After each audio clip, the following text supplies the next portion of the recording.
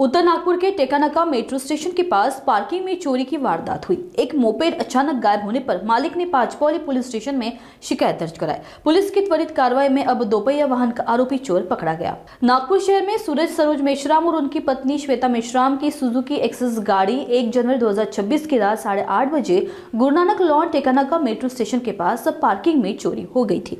वरिष्ठ पुलिस निरीक्षक बाबूराव राउत के मार्गदर्शन में उप निरीक्षक रंजीत माजगांवकर और टीम ने गश्त के दौरान आरोपी को पकड़ा।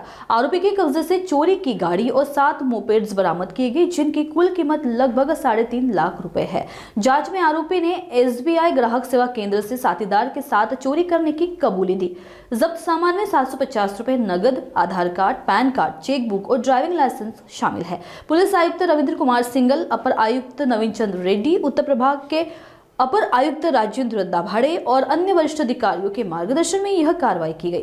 ध्यान देने वाली बात यह है कि आरोपी का पूर्व रिकॉर्ड भी काफी गंभीर है, जिसमें खून का प्रयास, चोरी, सेंधमारी और जुआ शामिल है। आरोपी फिलहाल पुलिस कस्टडी में है और उसके साथी की तलाश जारी है। पांचपौली के वरिष्ठ पुलिस अधीक्षक बाबूराव राउत ने इस कार्रवाई की जानकारी दी।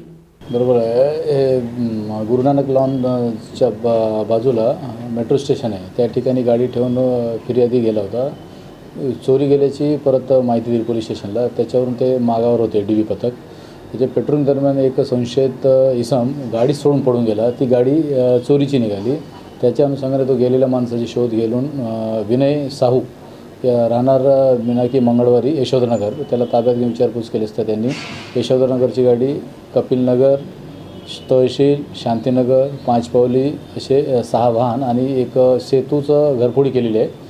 तिथले काही पैसे आणि तिथले जे कार्ड्स आहेत ते रिकवर करण्यात यश मिळाले आहे DB पथकाला। टोटल माल 3,30,000चं मुद्देमाल जप्त करण्यात आलेले आहे। आरोपी आणि त्याच्यासोबत कोण आहे त्याचा पण शोध घेणे सुरू आहे।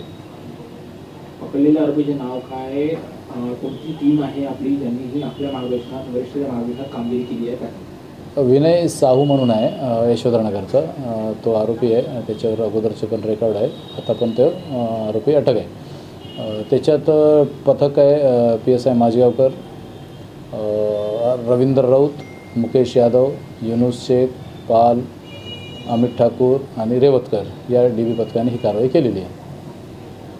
यामध्ये आरोपीला किती दिवस PCR मिळालेलं आहे मान्य कोर्टाकडून, आणि यामध्ये आणखी मुद्देमाल जप्त होण्याची शक्यता आहे का? बरोबर आहे। मान्य न्यायालयातून आरोपी अटक करूनच त्याला एक दिवस PCR घेण्यात आला। PCR दरम्यान पण आणखी काही गुन्हे उघडकीस आलेले आहे आणि त्याच्यानंतर एक आरोपी जो आहे ते सोबतचा तो जर मिळाल्यास आणखी काही गुन्हे उघडकीस येतील।